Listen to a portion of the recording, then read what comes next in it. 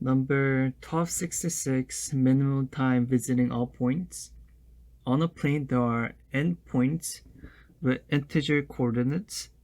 Points, so this is a point with x and y. Your task is to find the minimum time, and seconds to visit all points. So we have n number of points and we want to visit all of them. You can move according to next rules. So we have some rules. So 1 and 2. In 1 second, always you can either move vertically, horizontally, or diagonally. And this is just a definition of diagonal. And second is you have to visit the points in the same order as they appear in the array. So it has to be in order. So P1 to P2, then P3 and P4 and so forth. Let's look at example 1. So we have 3 points, P1, P2, and P3. And this is x1, y1, this is x2, y2, and this is x3 and y3. Alright, so let's just draw an xy plane. So this is our x, this is our y, and let's draw the points. So this is 1, 2, 3, 4, and 5. This is 1, 2, and 3. This is 0 and -1. So our first point is here, 1 and 1. Second is 3 and 4 right here. The last one is -1 and 0. So this is P3, P1, and this is P2. Alright, so we start at point 1 and we want to get to point 2. So if you look at our rules, it says we can move vertically, horizontally, or diagonally, right? And if we have a choice, since we want the minimum time, it's preferred to have diagonal over vertical and horizontal, because if you have a diagonal, you just can move faster. So for example, let's just draw, you want to go from here to here. If you were to go diagonally, it would be 1 and 2, right? But if you were to go, I don't know, vertical, you have to go vertical and horizontally, you have to go this 1, 2, 3, and 4. 1, 2, 3, and 4. So it's 2 versus 4, and 2 is always preferred because minimum, right? We want the minimum time, not the maximum. So know that diagonal is preferred. Okay, so let's go to P1 to P2. So we want diagonal. We want to go diagonal again. This isn't the best graph, but just think that this is like a straight diagonal line like that. So this is 1 move, 2 move, and since we can't go to P2 diagonally, we will have to go vertically. So these are 3 moves to go to P1 to P2, and now we want to go to P3. So again, we prefer diagonal. 1, 2, 3, and 4. So 1, 2, 3, and 4. So it will, in order to go to P1 to P3, it was 3 moves. P2. P2 to P3 is 4 moves. And what these numbers represent is 3 and 4 is the distance between P1 and P2 and P2 and P3, right? So keep that in mind. It will be important when we try to code our solution. If you guys find this helpful, make sure you guys like and subscribe. Thanks. Okay, now our solution time. So first thing we do is declare a function which takes in points parameter, which is an array of arrays. And I'm going to make a count variable and set it equal to 0. And this is going to track the number of moves. And I'm going to return that count variable later. Alright, and I'm just using a while loop. So I'll make I equal to 0. So while I is less than point dot length minus 1, I'll just increment I here. And I'll make 2 variables. And I'll use an array destruction here, x1 and x2. And this is going to equal to points at index I. So this will represent our point 1. And now I'm going to make another one for point 2, x2 and y2. This should be y. And this is going to be points at index I plus 1. And this is going to represent point 2.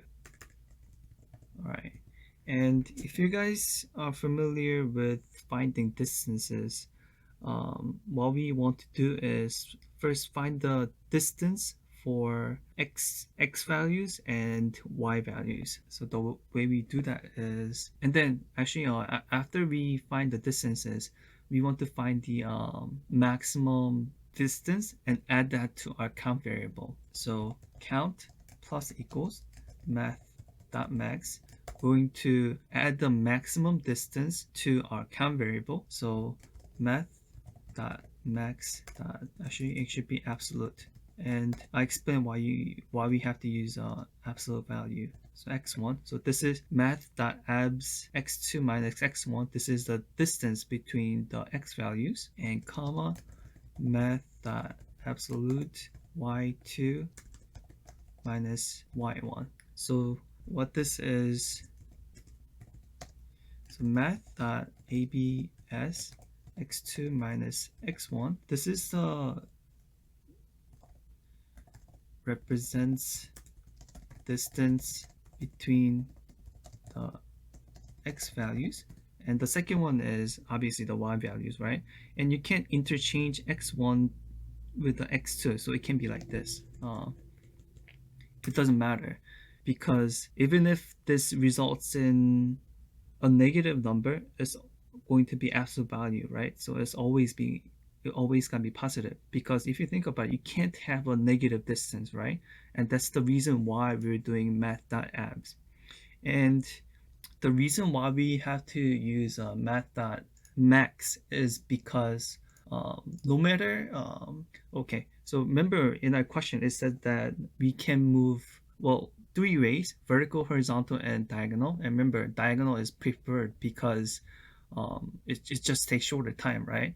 And if you try to graph this out, the number of moves is bound by the longest dimension, meaning it's limited to the maximum distance of x's and the y's. And I'll graph this later in the solution, but just know that we want the maximum distance, which is always going to be positive, and then we'll add that to our count variable. And I actually made a mistake here. It should be y1. And if we check our solution, the first one is 7, second one is 5. So 7 and 5, and there we go. And I'll graph this again, and I think you'll be able to understand this part a little bit more better. Okay, now let's go over our code one more time and really understand how really this part works. And everything else I think is pretty much straightforward. So first thing we do, declare our function which takes in points parameter, which is an array of arrays. Declare the count variable, which is going to count the number of moves, and we return the count later. I use the while loop for this one, and so while I is less than points.length minus 1, we're going to keep looping through, and we increment our I over here. And I made two variables, points 1 and point 2, and which represents point 1 and point 2, and I used array destructuring. So if we use our example 1, we use example 1 because it has more points. So this is going to represent P1, P2, X1, X2 should be Y1, and this is X2 and Y2. So X1 is going to represent 1, Y1 is going to represent 1, X2 is going to represent 3, Y2 is going to represent 4. All right.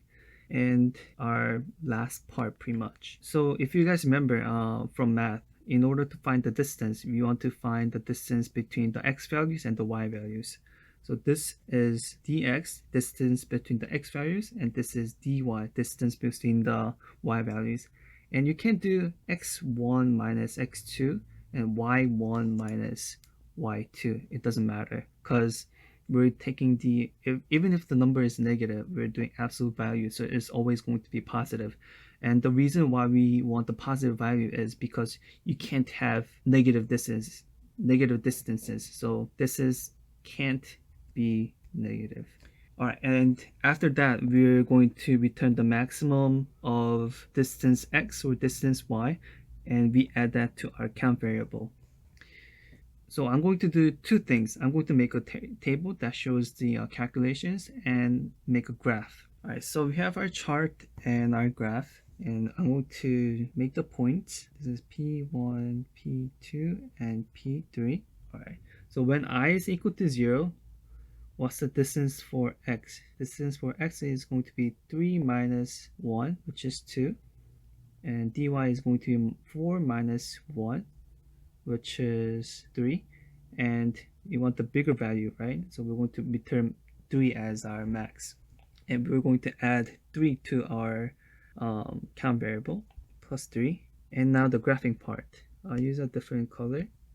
So in order for us to get to P3, there's 2 horizontal moves, so 2h, and 3 vertical moves, 3 vertical. And just kind of think about it.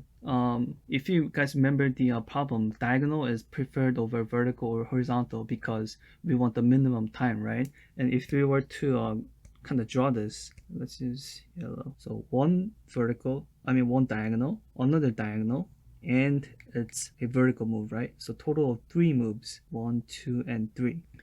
So how do we get 3? So kind of think about this part. So number of moves that we can make to get to P1 to P2 is bound by the largest value, this over here. And how many vertical values can we make? It's actually the minimum of the 2 values that we have. So we can make 2 diagonal. I'll just write D. And what we did was we have 1 left over for vertical, right? And we make 1 vertical move. So if you look at our chart or our graph, make 1 diagonal, that's 2, and 1 vertical to get to P1 to P2. And if you want to go to P2 to P3, let's do that. So when I is equal to 1, our distance for x is going to be 0 minus 4, which is 4 because we're getting the absolute value. Okay, that's y, not x. So x is -1 minus 3, which is 4, because we want the absolute value. And 0 minus 4 is also 4. So this time our maximum is going to be 4, and we add 4 to this, and we're left with total of 7 values. And now from P2 to P3, that's over here, this is 4 moves, so 4 horizontal, and here to here. So P2 to P3, this is the vertical moves, and that's 4 vertical moves. And when we have equal number of horizontal and vertical moves, we have pretty much the same number of vertical moves. So P2, we're here, that's 1, 2, 3, and 4. So 1, 2, 3, and 4. So we could make 4 total of diagonal moves. So 4D, and we don't have any leftover horizontal or vertical moves, right? So we didn't need any horizontal or vertical moves in this case. But if we did have, let's say that we had 5H and 2 vertical, that would have 3 horizontal moves left and 2 diagonals. So the difference that we have in horizontal and vertical moves is going to yield horizontal moves or vertical moves of that bigger number, and the minimum number in this case, which is 2, is going to represent diagonal numbers. Okay, so 5 minus 2 is 3, right? So 3 is going to be horizontal moves, and this is going to be diagonal moves. I hope that clears it up, kind of. I would suggest you guys to do example number 2 just to see how it goes, and try to graph this out. I think it's actually easier to understand this problem if you graph it out. And that's it.